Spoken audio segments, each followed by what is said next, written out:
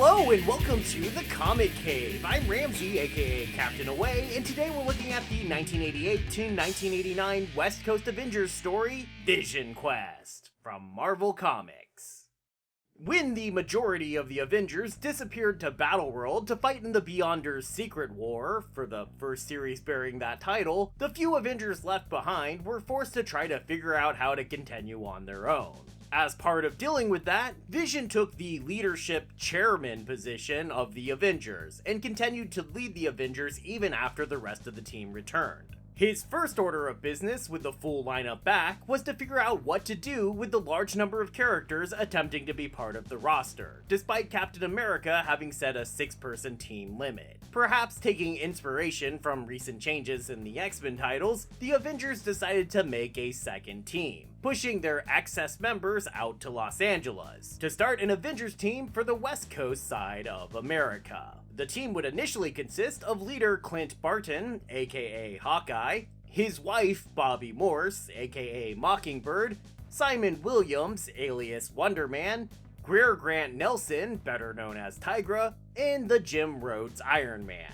Before long, a non-superhero Hank Pym would join as sort of a tech consultant, and Rhodey would leave the team due to the events of the Armor Wars. A story I meant to cover before this one, but kinda forgot, so maybe later this summer? Mockingbird would also leave the team after being SA'd by the Phantom Rider, and because of her husband not really being supportive of her as she attempted to recover afterwards. Hawkeye is kind of an ass. To fill the gaps, the West Coast team got a few transplants from the East Coast team. This included Janet Van Dyne, better known as the Wasp, and ex-wife of Hank Pym, as well as yet another husband and wife team, Scarlet Witch and the Vision. Vision had been inactive as an Avenger since his link with the Titan supercomputer Isaac had inspired him to try and take over all computer systems in the world in order to force world peace. This temporary insanity was believed to be caused by the control crystal Ultron had placed in Vision back when the Synthezoid Man was first created by the robot villain, so that Ultron could control Vision as he was sent to attack the Avengers. When Vision removed the control crystal that was causing his erratic behavior, that should have been the end of it. But nothing seems to ever completely go away with the Avengers. And as we enter this story, the Vision mysteriously vanishes. In the search for him, will blow open a whole new understanding of just who the character is. So let's dive into it and take this away.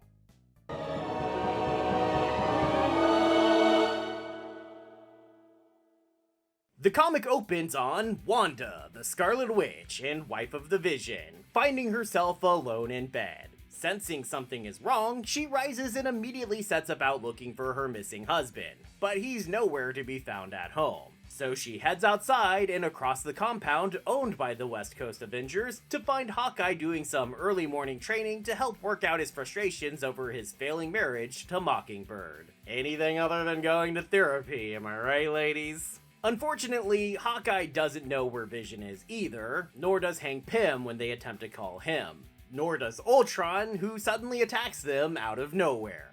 Well, okay, Ultron might actually know where Vision is. Nobody really thinks to ask him, though. To be fair, they're busy attempting to not be killed by him, so I guess they had other things on their mind. The battle turns in the Avengers' favor when Wonder Man shows up. As a being of pure energy, he can't really be hurt by Ultron, and his super strength lets him trade punches with the robot. But what really ends the fight is actually Hank Pym showing up. Without Wonder Man's permission, Hank simply shrinks the hero down to ant size and has him enter inside Ultron, who is clearly not actually being powered by his normal nuclear reactor, making the entrance easy. Wanda then immediately returns to normal size, breaking through Ultron's body and ripping the robot to shreds. It seems Pym realized that this couldn't be the actual Ultron, because his adamantium shell would have made it impossible for Wonder Man's fist to dent the robot's body. But since his punches were doing exactly that, Pym realized that this was a fake Ultron intended as simply a distraction while something else was going on somewhere else. So the Avengers disassemble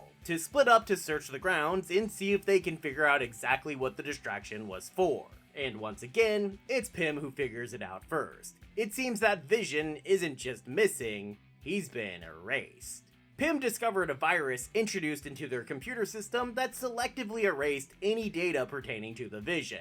And the virus also hit the Avengers' East Coast computers and backups. And in order for that to happen, someone on the team would have had to assist their attackers, a traitor in their midst. And that traitor turns out to be none other than Mockingbird.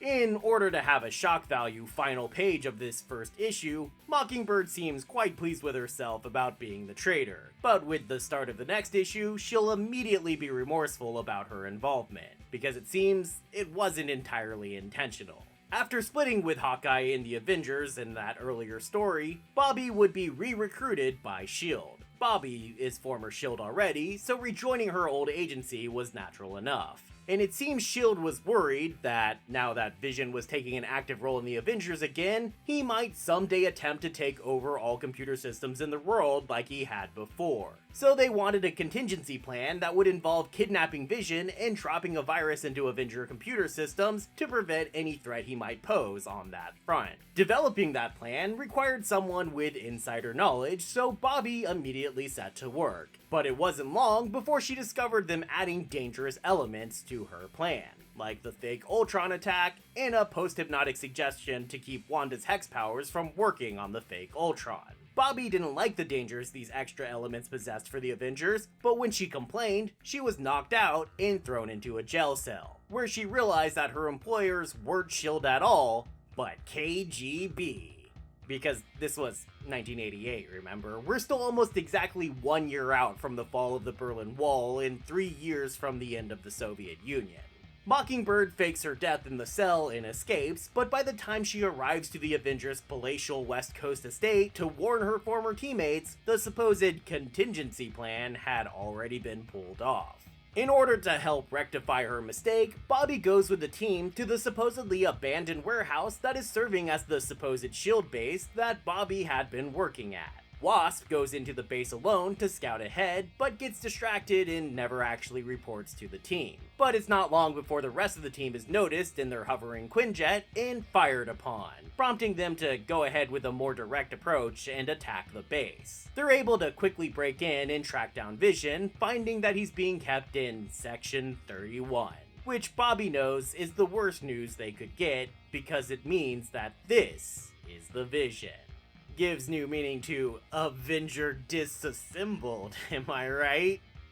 I'm sorry, that was insensitive. Speaking of insensitive, I know there's more important things going on right now, but how the hell is Scarlet's butt so well defined through both her clothing and her cloak? I'm sorry, but I don't think that's how clothing works. Classic John, I like butts and I cannot lie burn. The reason Viz got disassembled was so his captors could delete everything. His entire memory bank, his mind, everything. Just like every trace of him was removed from the Avengers databases, every trace of him was removed from his own body. This confuses the Avengers because the working theory was that the KGB wanted Vision for the top secret information he gained access to while he was connected to every computer system in the world. But they wouldn't be able to get that information if they instead deleted everything. But that's because, as it turns out, this wasn't a KGB operation after all, the same as it wasn't a S.H.I.E.L.D. operation. But it's also both, because it's an everything operation. Essentially, every country in the world with a major security organization sent one or more representatives to be part of this operation, because everybody the world over felt threatened by what Vision had done, and they all wanted to be part of ensuring that it never, ever happened again. And the best way to do that was to delete him completely, effectively killing him. But as he's a robot, they don't see this as killing him. These government men see Vision as a tool, simply another computer system for the Avengers to call on. And I guess, a very different kind of tool for Wanda to call on. I really shouldn't say that. My mom sometimes watches these. Sorry, Mom. Megan said it was okay. But the revelations aren't done, because the Wasp returns to the story with the culmination of her off-screen side quest. It seems these agents were holding a second prisoner in their detention center, one Professor Phineas Horton. which probably means nothing to you, so let me explain. For that, we go to the Human Torch, the original Human Torch. Not Johnny Storm, but instead, Jim Hammond, the original Human Torch who first appeared in 1939's Marvel Comics #1. That Human Torch was an artificial man created by Professor Horton, this very Professor Horton here. Or at least so we believe. Hammond would go on to become one of Marvel's earliest superheroes and later retconned with Captain America and Namor to be part of the invaders and fight Nazis during World War II. The best kind of fighting. Eventually, Hammond would seemingly die, only to be brought back by the Fantastic Four villain, the Mad Thinker, in order to fight the Silver Age knockoff of himself. The fight would end with him seemingly dying again, but his body would be found by Avengers villain, Ultron. The next bit of the story we learn from Immortus, a character the Avengers believed to be a more peaceful and less evil alternate version of King the Conqueror. Immortus would show Vision his own creation, which involved Professor Horton making the body of Jim Hammond into the body of the Vision. This body would then be combined with the memory engrams of Wonder Man that Ultron had stolen from Hank Pym's lab to create the character of the Vision that we've been seeing for the past decade or so leading up to this story. Again, at least, so we thought. But Professor Horton was supposed to have died after his work on creating the Vision, only he shows up here and now, perfectly alive and also swearing to the fact that the robot remains of the Vision are clearly not his handiwork. In other words, there's no way the Vision's body can be Jim Hammond's. This mystery isn't resolved within the pages of the arc labeled as Vision Quest, but we can go ahead and let you know that in a few issues, the original Human Torch will actually turn out to be perfectly alive and well, and when he does, Pym will surmise that Vision is actually built from molds based on Hammond's design, essentially like spare parts for the Human Torch. I don't feel like this explains why Horton doesn't think the Vision could be his handiwork, since apparently he technically still is, but that's the story they go with. With that, the Avengers gather up the pieces of their former teammate and head back home, so that Pym can begin the arduous process of attempting to rebuild his friend piece by piece. Only, the moment they arrive, things get even worse for Wanda when the Avengers see that someone hit a panic button inside the compound, and Wanda realizes that someone could only be the governess she left in charge of her twin boys. Wanda hurries back to her house to find the governess saying that she had been giving the boys a bath when they suddenly vanished completely on her. Only, it turns out they're right there, still in the bath like nothing had happened at all. I mean, if you can call those things children. Those things, they don't look like children to me. Unless they're children of Pip the Troll. Classic John, yes I can totally draw infants burn. He knows what children look like. This bit is technically unrelated to this story, a piece of story that will eventually lead to revealing that Wanda's children don't really exist at all, and are actually pieces of Mephisto's soul, and they'll be lost to her forever and erased from her memory by Agatha Harkness, an event that much later will even lead to Avengers Disassembled. Anyway, Pym manages to rebuild Vision, more or less, but when he activates the robot, it attacks, busting out of Pym's lab, skinless and terrifying, and going on a Terminator-style rampage, forcing the entire team to try and stop the out-of-control bot. Pym manages to shut the rampaging robot down with a device the government agents had used to neutralize Vision in order to kidnap him in the first place, and explains that since Vision doesn't have his memories, Vision assumed he was under attack and responded accordingly. Hawkeye, in frustration, contacts the team's government liaison Sikorsky to demand that the Vision's mind be restored, but Sikorsky repeats that the whole point was to delete everything that once was the Vision so that he cannot pose a threat again like he did before. Sikorsky also explains that, just to make sure there's no trouble, he's sent a new team member to keep an eye on them. And that new team member? Hey kids, look! It's Captain America! Oh.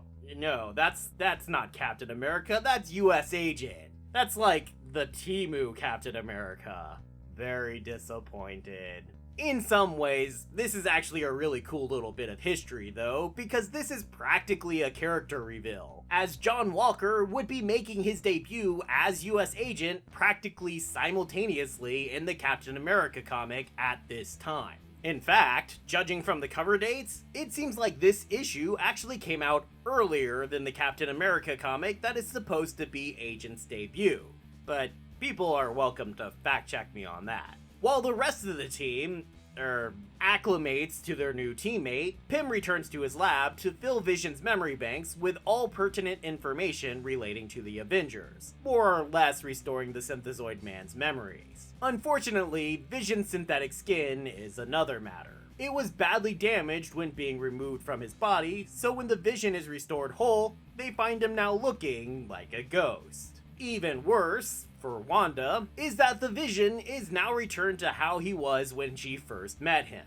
Emotionless, robotic, mechanical. Even his voice lacks tone and color. This is because Wonder Man didn't allow Pym to use his memory engrams like Ultron had earlier to restore the Vision's personality. When Wanda learns this, she goes to Simon to beg him to let Hank finish the restoration, but Wonder Man still refuses. This is yet another plot thread that will continue on well after this story. As it turns out, Simon is in love with Wanda. In fact, he's convinced he always was, but that he ignored that due to Wanda marrying Vision while Wonder Man was still supposed to be dead. So for the entire time he's known her, she's been taken. But Simon's convinced that Wanda was only able to fall in love with Vision in the first place because of his Wonder Man personality. Now that Vision doesn't have that personality, Simon sees this as his chance to be with Wanda, just as soon as she realizes that what she really loved about Vision was the Wonder Man inside of him all along.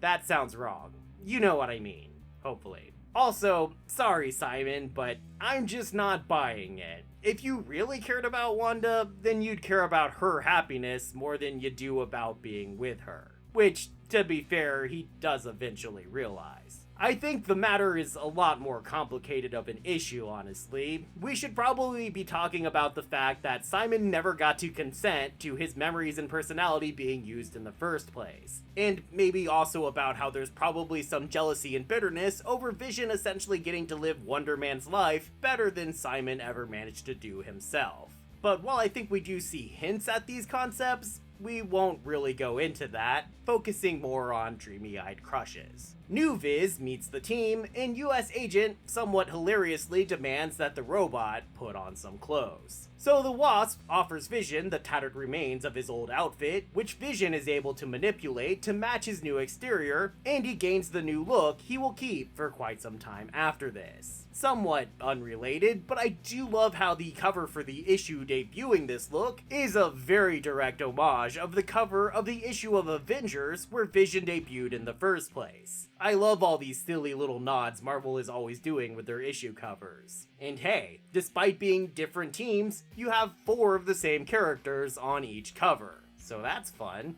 That then is basically where this story ends, so it's also where we will head into the breakdown.